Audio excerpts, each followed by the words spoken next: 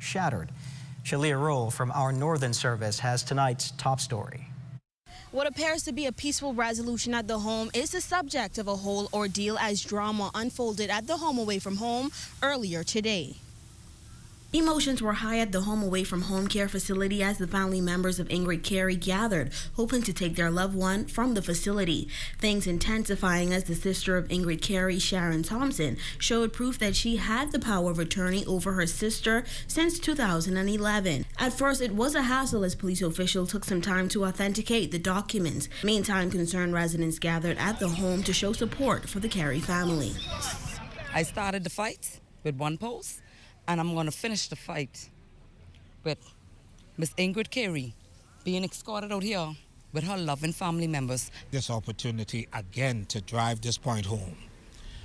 All of us who have loved ones, check on your elderly loved ones. After hours of waiting, Ingrid Carey was released from the facility. Sharon Thompson, the sister of Ingrid Carey, says that she is thankful her sister is now home in the care of her family.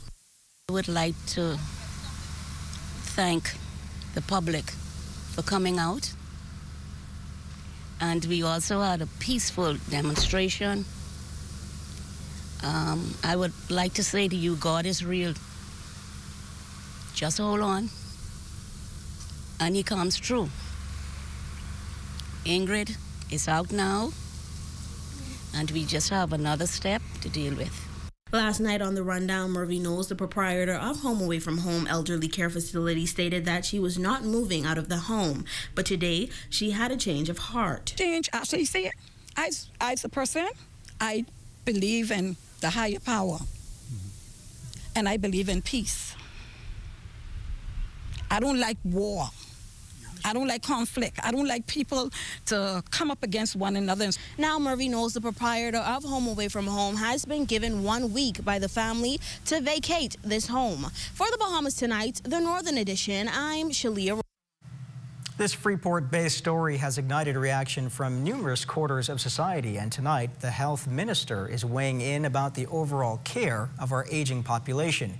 He spoke with our Corvell Pyfrom. Tonight, though not wanting to say much about the situation playing out in Grand Bahama, Health and Wellness Minister Dr. Michael Darville, in very few words, said a mouthful. I saw what was happening in Grand Bahama with the home for the elderly, and it really disturbed me. Dr. Darville says any circumstance involving the mistreatment of our elderly population is disturbing. Then he pointed out that instances of this nature appear to be on the uptick. As Minister of Health and someone who's responsible for tertiary healthcare facilities, I must admit that we're seeing more elderly patients left behind at the hospital, and loved ones don't come to pick them up, and creating borders in our facility. Boarders are those patients whose loved ones have either abandoned them or are unable to care for them. Some eventually end up at nursing homes that provide care for the elderly, but sadly, many will play out their final years there on a hospital ward. We are in communication with social services as well as our geriatric facility, and I want the Bahamian people to know that there is some indications of a breakdown in the moral fiber of the country, where for the first time our loved ones, the elderly who have contributed our society, are being abandoned by their loved ones, and the government is taking serious steps to look at a better way how we could address the care of our elderly and also expand the geriatric services so that in the event that the complications with illness and the ability to treat elderly patients can be addressed from our geriatric hospital. October is recognized as Older Persons Month, and officials have noted with a growing elderly population, greater emphasis is going to need to be placed on ensuring their well-being. It is a point the minister fully endorses. For the Bahamas Tonight, I'm Corvell Pyfrom.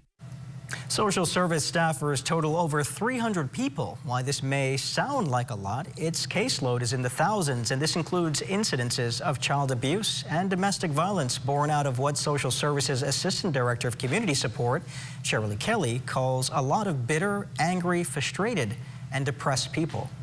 alone in this world, so you having to deal with all of these things and having to face, and then you have to go to work, some of them. Then you go to work and go to a job that you're not making much money, then you have the children crying over your head, and so it's a lot that people are going through, and it's very, very difficult for them to cope. And so this is where you would have persons being physically abusing each other, abusing the children, and then you have that sick mind who may be sexually abusing the children and stuff, which is really sad, you know, but these things are real.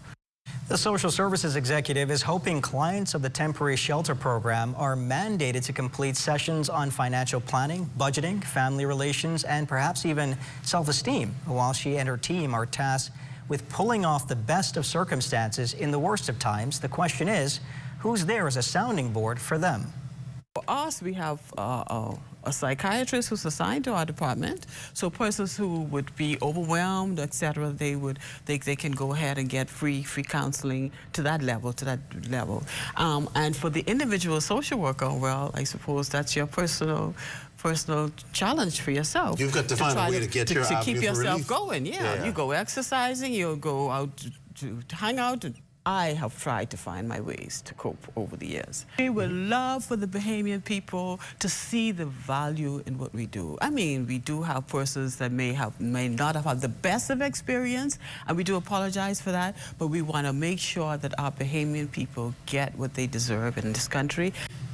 More girls are now committed to attending school than boys. That's according to the 2022 census that shows an overall 8% increase in the population for full-time students 3 years and older. Here's Bahamas National Statistical Institute Assistant Director Kimberly Roll with the numbers. The data for full-time school attendance for preschool showed that there were 8,824 children 3 to 4 years attending school. A significant increase was observed for full-time attendance for persons 45 and older when compared to 2010. As with previous censuses, more than half of the persons attending school full-time and part-time were females. Growth in the levels of education attained across the population. The number of persons who reported none as their highest level of education declined from 4,270 persons in 2010 to 3,800 persons in 2022. The percentage of persons who had only received a primary education decreased from 6.8% in 2010 to 2% in 2022.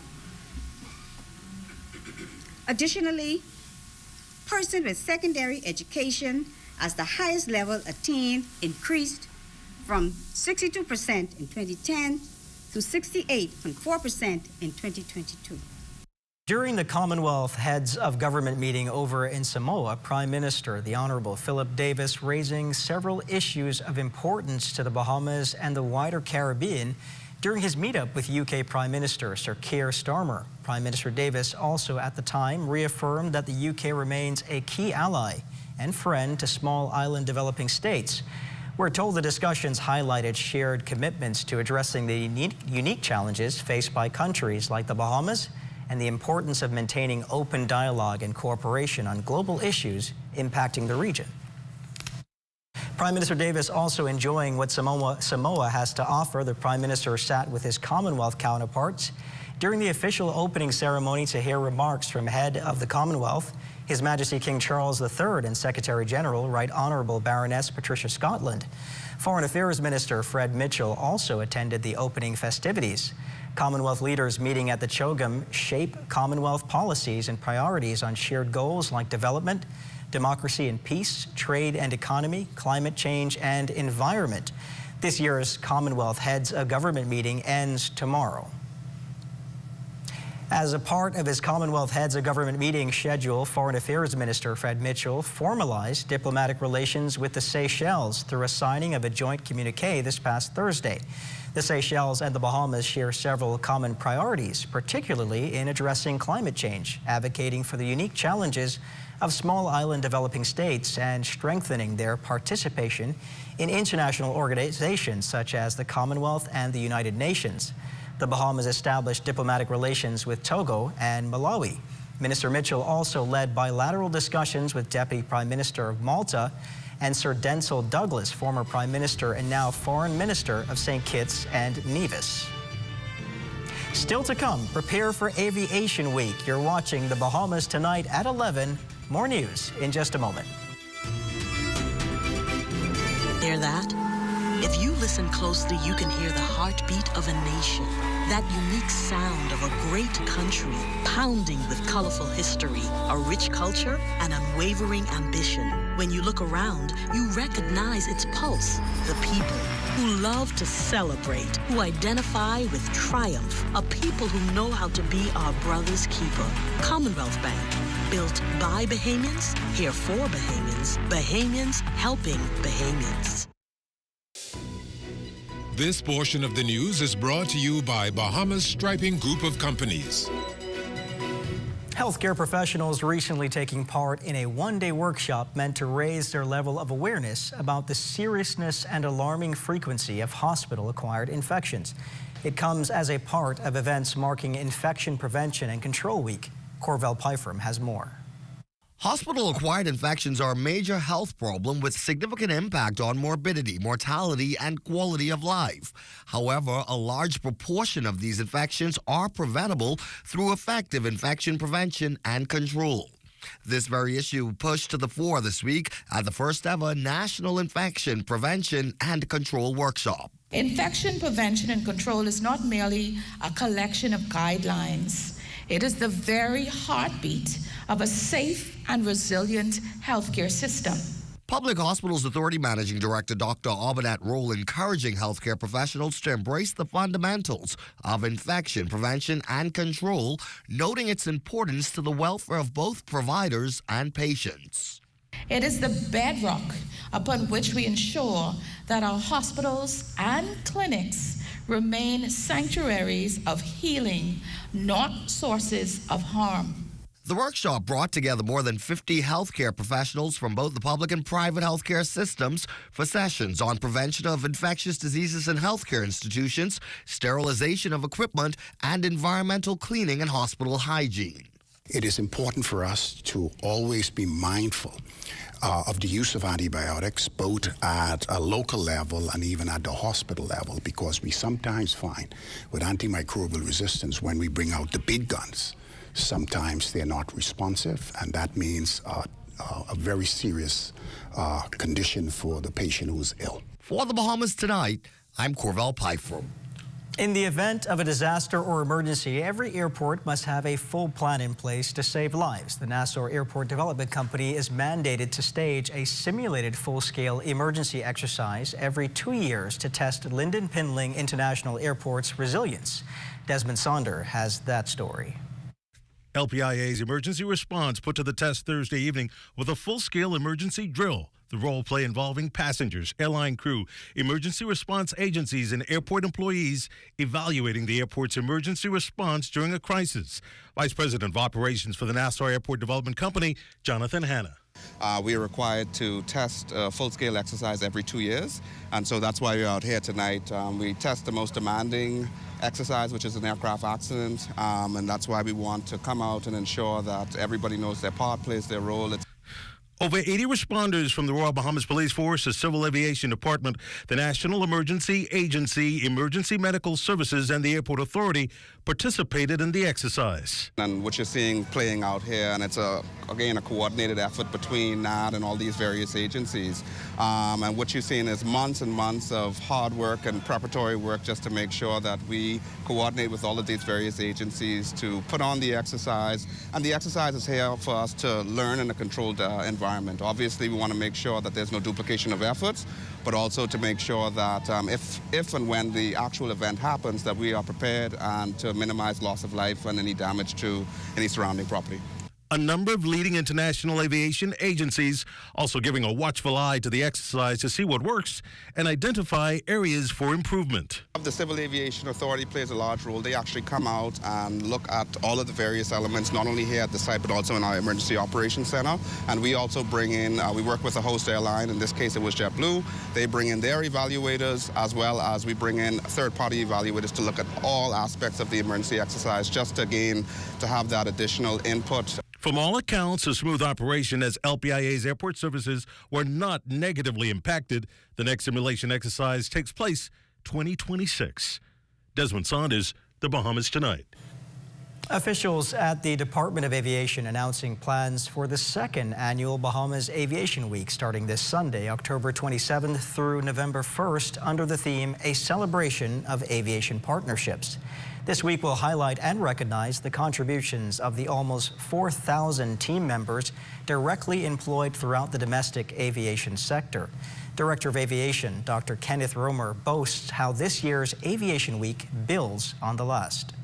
So the first year focused really on the launch of our aviation policy, our platform. The template really for Aviation Week is we have the domestic focus, but we also try to partner with an international agency to be a part of this week. Moving forward, we would hope that the next year speaks really to our progress, how we would have advanced over the past 3 years since we implemented the Aviation Strategic Plan. A national prayer service and a Paint the Skies Pink initiative in support of cancer awareness and improving overall aviation health and wellness are among next week's activities. The Bahamas will also host the Latin American and Caribbean Air Transport Association's 20th Anniversary Forum. ALTA is important because ALTA really represents one of the most important aviation leaders and decision makers conferences in Latin America, and the Caribbean. So our focus on Latin America and the Caribbean, including the Bahamas, is going to be very prominently felt during the Aviation Week. The best cuisine being showcased at the Bahamas Resort this week as the region's premier luxury resort destination hosts its 3rd annual Bahamas Culinary and Arts Festival.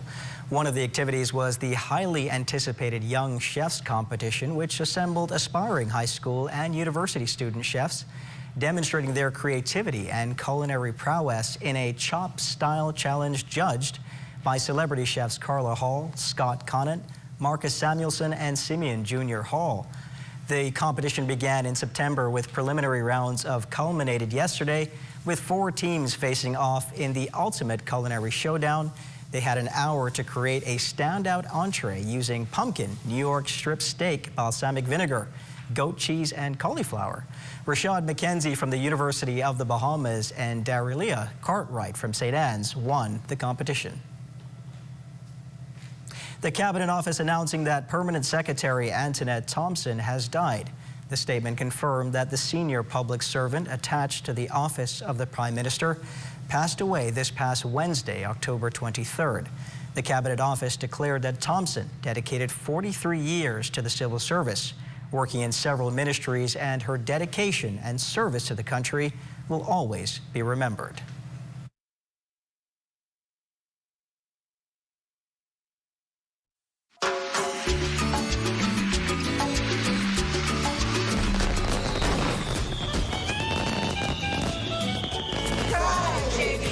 Here's another JBI product. It's browning. What do you do with browning? You use it in your rice, you use it in your soup, you use it even on your meat. Browning gives a rich, flavorful taste and brown color. Look what we have. JBI kidney beans. Put them in your rice with your browning. My parents and I have been using this drink for over a year now. I have benefits and benefits that I'll drink it every day if I could. Try JBI. Happy anniversary, JBI. Here's to 30 years. Woo! Thank you, Bahamas. The ZNS Total Sports Report is brought to you by the 6th Caribbean Baseball Cup. 6 days of high-level competition, October 23rd to 28th.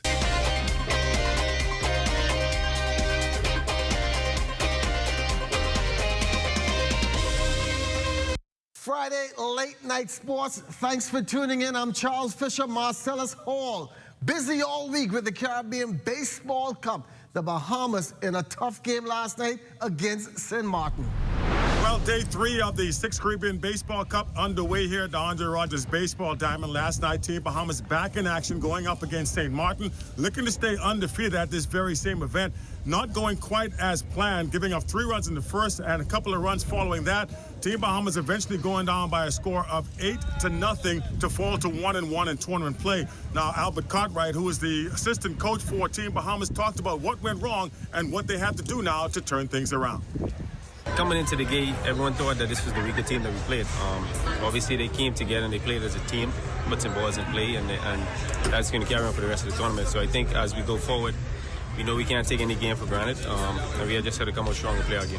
So as we mentioned, the Bahamas now 1-1 in tournament play. They face off against Curacao this evening. Should be an interesting chance for them to go 2-1 and still remain in medal contention. We'll see if indeed that does work out the way they anticipated. Of course, we'll let you know exactly how things go as this tournament progresses here at the Andre Rogers Baseball Diamond. Reporting here for ZNS Total Sports, I'm Marcellus Hall. Now the official opening ceremony held with the march past of the 6 teams and the fanfare that comes along with it. During the official opening was the acting Minister of Youth, Sports and Culture, the Honorable Keith Bell, who alluded that these championships foster unity in a region divided by customs and language. In a world where sports often serve as a unifying force, the Caribbean Cup stands as a testament to the power of baseball in bridging divides.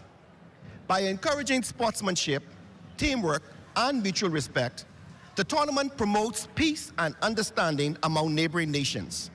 This championship, therefore, is more than just a tournament.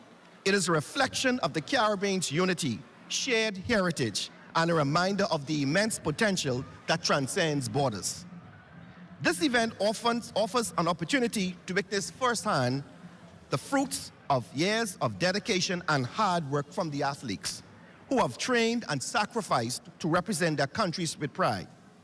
It also provides a space for new friendships, cultural exchange, and fostering of unity among our nations. To the coaches, the trainers, and families who stand behind these athletes, we recognize and thank you for the pivotal role you play in their journey. To all of our friends from abroad, welcome to the Commonwealth of the Bahamas. I trust that you will not only enjoy the competition, but also take the time to experience the beauty, the culture, and rich history of these islands. We are honored to have you here and hope that this week will create lasting memories for you both on and off the fields. Now, General Secretary of the Bahamas Baseball Association, Theodore Sweeting, saying that this tournament is a home run for bigger things to come. The goal of this federation and the goal that we all set forward to is to continue to raise the ranking of this country. We're now ranked 47th in the world, and we want to continue on that mission of upward, forward. Because the next time we put a team in the World Baseball Classic, it will be wearing the colors of our country, 242. And that is our goal as we move forward.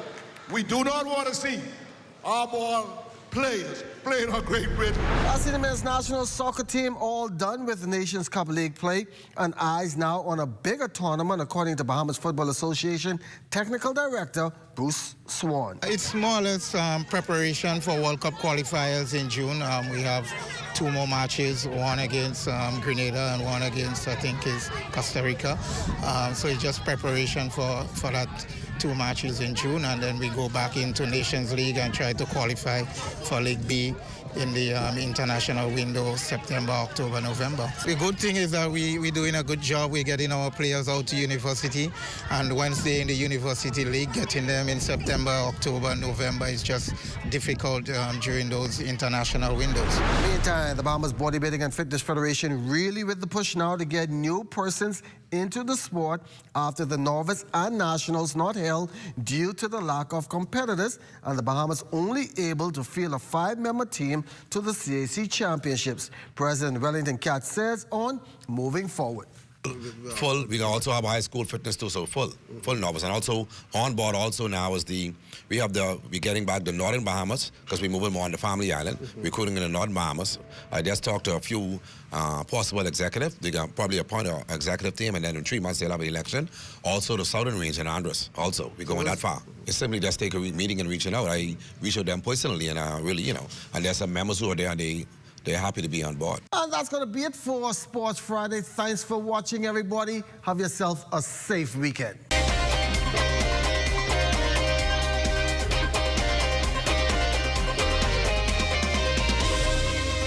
The ZNS Total Sports Report has been brought to you by the 6th Caribbean Baseball Cup. Get your tickets now, online or at the Andre Rogers Stadium.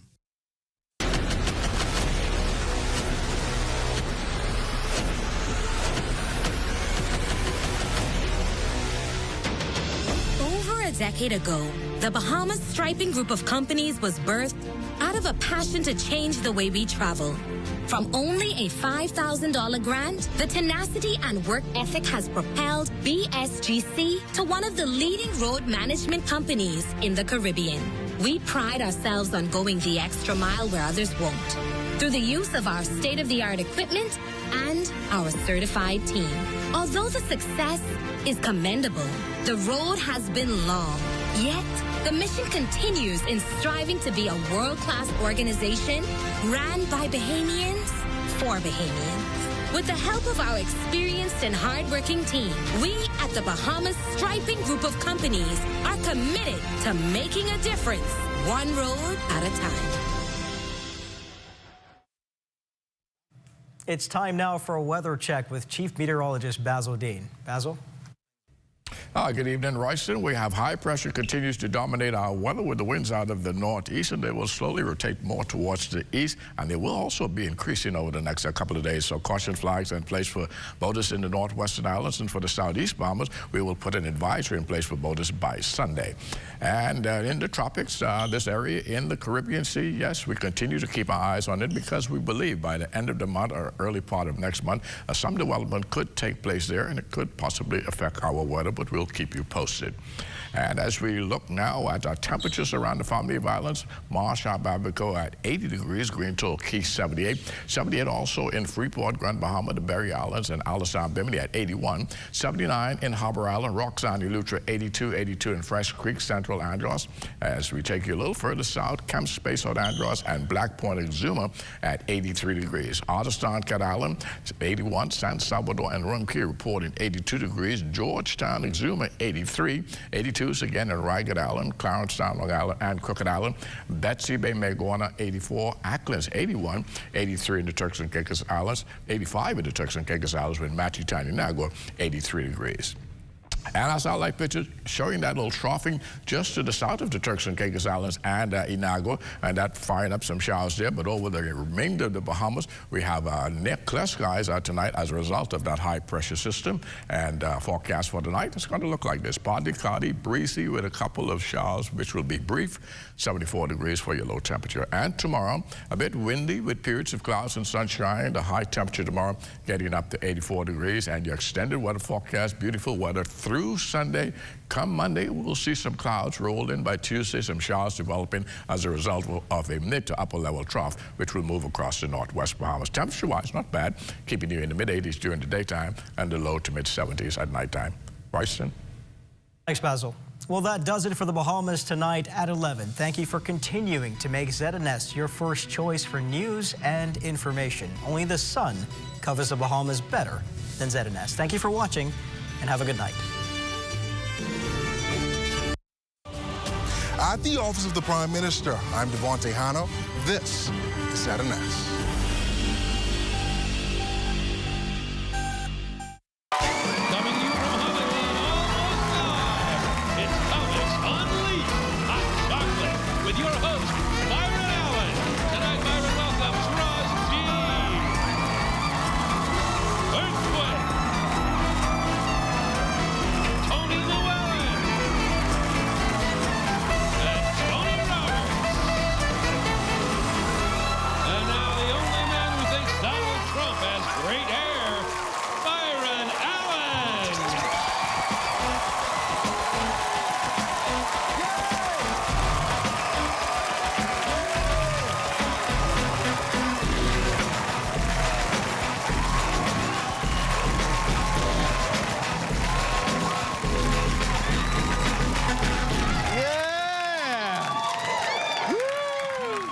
According to Scientific Journal, beavers are one of the few animals that are monogamous.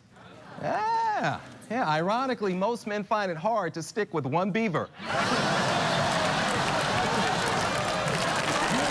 hello to DJ A1.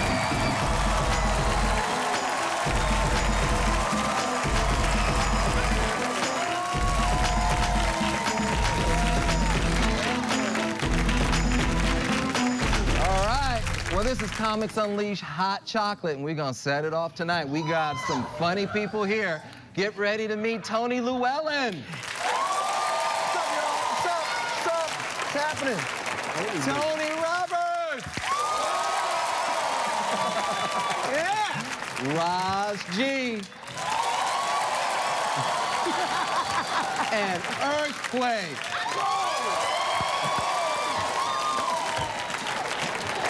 Thank you, then. Now, Tony, where you from? Detroit. Detroit. That's my hometown. That's right, baby. How about your wallet? I got you. DC is worse than Detroit. Come on, man. Your mayor gets shot 3 times a week. And he don't even go to the hospital for treatment. How about you, Tony? Where you from? Man, I'm from Memphis, Tennessee, man. I'm a Southern boy. There you go. My mom is from Memphis. Hey, you know what? Hey. We'll never forget y'all. Hey, at least our crime is low, I tell you that, man. It's hard to do drive-bys in horse and buggy, but that's all right, though. You do drive-bys in Memphis with a handful of bullets. Giddy up, go. Throw it. Where you from, Rod? Yeah, where you from, Rod? I'm from New Jersey. All right. Hey, you know what grass look like? Because they don't have grass or nothing up there with green on it. I'm a middle suburban woman, baby. I'm not from the hood. Oh, they got graffiti of trees.